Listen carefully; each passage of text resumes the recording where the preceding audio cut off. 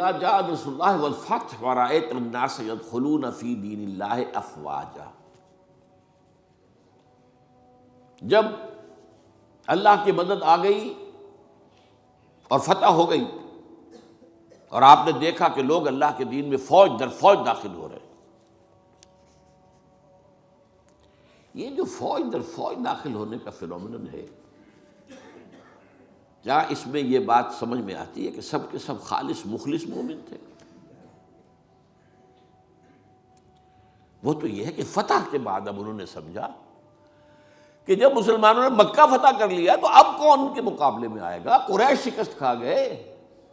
It's no use continuing resistance, let us go and declare our submission, جہاں ہم کہہ دیں ٹھیک ہے تسلیم کر۔ تو یہ دین میں داخل ہونا تھا، یہاں لفظ ایمان نہیں لایا گیا، اس نظام اطاعت میں شامل ہو گئے۔ اس کو نوٹ کیجئے اس بات کو، اذا جاء نصر اللہ والفتح ورأیت الناس يدخلون فی دین اللہ افواجا، اللہ کے دین میں داخل ہو گئے، اس نظام اطاعت کے اندر داخل ہو گئے، اور انہوں نے کہا سمعنا واطعنا، اب ہم سنیں گے اور مانیں گے۔ اچھا یہ تو وہ فتح مکہ کے بعد، اس کے ایک سال کے بعد جب سورہ توبہ نازل ہو گئی اور مشرکین عرب کو آخری مہلت دے دی گئی، صرف 4 مہینے کی مہلت ہے، یا ایمان لاؤ یا تمہارا قتل عام ہو جائے گا۔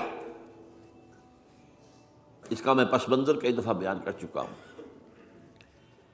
جو 40 نووی میں حدیث آئی تھی اس کے حوالے سے بھی تفصیل سے بیان کر چکا ہوں۔ اللہ تعالیٰ اپنے رسول جس قوم کی طرف بھیجتا تھا،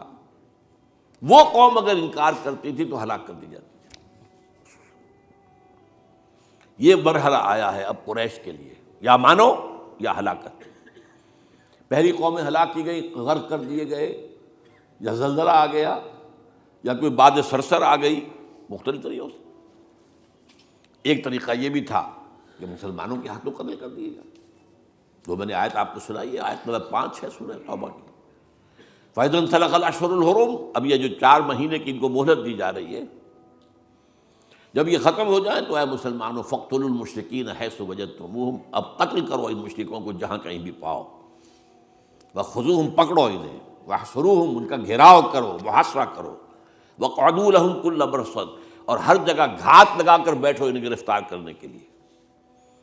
فَإِن تَابُوا وَأَقَامُوا الصَّلَاةَ وَآتَوُا الزَّكَاةَ فَخَلُّوا سَبِيلَهُمْ، پھر وہ اگر توبہ کر لیں، اپنے شرک سے باز آ جائیں، اور پھر وہ نماز قائم کریں اور زکوٰۃ ادا کریں تو ان کا راستہ چھوڑ دو۔ ان اللہ غفور رحیم، اللہ غفور رحیم۔ اب اس کا تجزیہ کیجئے، جو لوگ اس تھریٹ کے تحت ایمان لائے ہیں، ان میں تو ظاہر بات ہے غالب اکثریت ان کو ہوگی کہ جو دل سے ایمان نہیں لائے، تو جان بچانے کے لیے ایمان لائے۔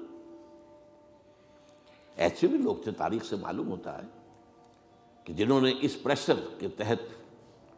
ایمان اسلام قبول کرنے سے انکار کر دیا، وہ عرب چھوڑ کر چلے گئے۔ کہتے ہیں کہ یہ جو ہمارا ہاں ایک کافرستان ایک علاقہ ہے، یہ جو واق خان کی پٹی کے ساتھ ہی ہے، اور اس کے ساتھ ملتا ہوا ایک صوبہ ہے نورستان افغانستان میں، یہ ایک قوم ہے، ان کا کہنا یہ ہے کہ ہم ان لوگوں میں سے ہیں کہ جو ان آیات کے نزول کے بعد جو عرب چھوڑ کر باہر گئے کہ ہم نہیں مانیں گے اسلام۔ پھر جیسے جیسے ہم پڑھتے گئے پیچھے پیچھے اسلام بھی آ رہا تھا، فتوحات ہو رہی تھی، تو آگے آگے ہم پیچھے پیچھے اسلام، یہاں تک کہ ہم آ کر ہمارے آباء و اجداد ان پہاڑوں میں آ کر انہوں نے پناہ لے لی۔ یہ چترال کا علاقہ، یہ سارا جو ہے یہاں پر، تو یہ کہتے تھے ہم ان قرشیوں میں سے ہیں۔ ان کا ایک سردار اور ایک عالم مجھ سے ملا بھی تھا۔ اس کے بعد یہ ہوا کہ وہ علاقہ تقسیم ہو گیا۔ احمد شاہ ابدالی نے جب بنایا ہے نیا نقشہ افغانستان کا، تو اس میں سے ایک حصہ اس علاقے کا افغانستان میں چلا گیا۔ وہاں امیر دوست محمد والی کابل نے انہیں کر دیا، ایک وارن کر دیا کہ آپ اتنی مہلت کے اندر ایمان لاؤ یا قتل کر دیے جاؤ گے، یعنی وہ سزا جس سے بھاگے تھے تمہارے آباء و اجداد، وہ یہاں آ جائے گی، وہ ایمان لے آئے۔ وہ علاقہ نورستان کہلاتا ہے،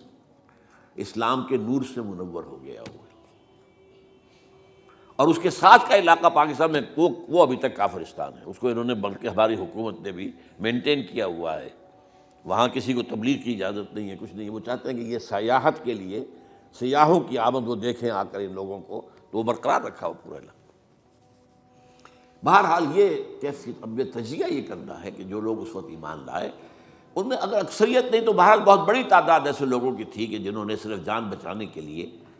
وہ جو ہے وہ اپنا ایمان لانا جو ہے اور اسلام میں داخل ہونا قبول کیا، ورنہ حقیقت میں وہ اسلام میں داخل